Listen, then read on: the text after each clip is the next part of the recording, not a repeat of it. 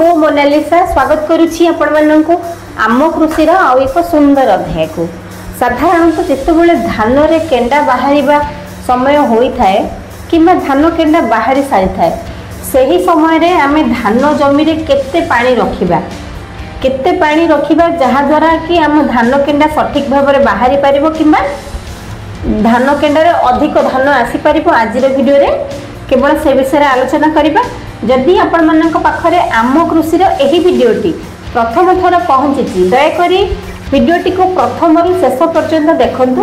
कहीं किछि स्थान रे प्राय आपण देखिथिबे केंडा बाहर सारी बणी एवं कोस्टल एरिया जो गुड़ा जमीती आपणकर केन्द्रापड़ा हो कि भद्रक बालेश्वर हो से पटे आपणकर धान केंडा बाहरी नथिबो।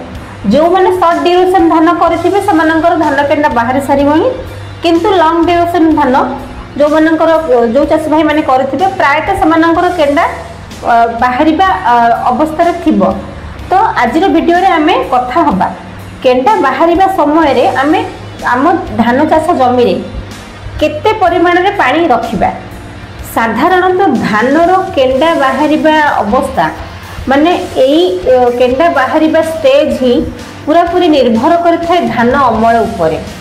जदि धान केंडा सुस्थ सबल हो बाहरिला ताहले निश्चित भाव में आमे अधिक धान उत्पादन करि परिबा।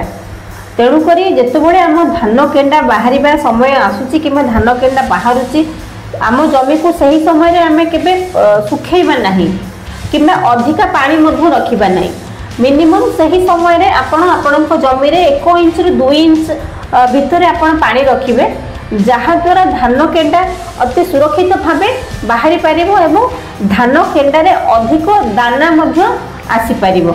जदि आमे धान केंडा रे अधिक पानी रखी देबा हुए तो धान केंडा बाहरी बारे असुविधा हबो एवं जदि पूरा पूरी जमी को सुखाई देबा ताले सेटा भी एक कारण हे पारे धान केंडा न बाहरिबा पाई एवं धान केंडा अगाड़ी मध्य हो जाय थाय। जेतेबेले आपण देखिबे धान जमी रे पानी नथिबो धान केंडा बाहरी पारिबोनी। तो आमको सही समय रे आम धान चाष जमी रे 1 इंच रु 2 इंच पानी रखिया पई पड़िबो।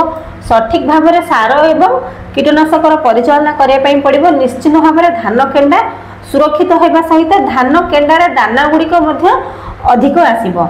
आशा करुछि छोट वीडियोटी आपण मानक भल लागिथिबो। जदि भल लागिथाय आम कृषि यूट्यूब चैनल को सब्सक्राइब करिवे। रहिली नमस्कार। मु मोनालिसा देखा हबो आपण मानक सहित आम कृषि रा आउ एक सुंदर वीडियो रे।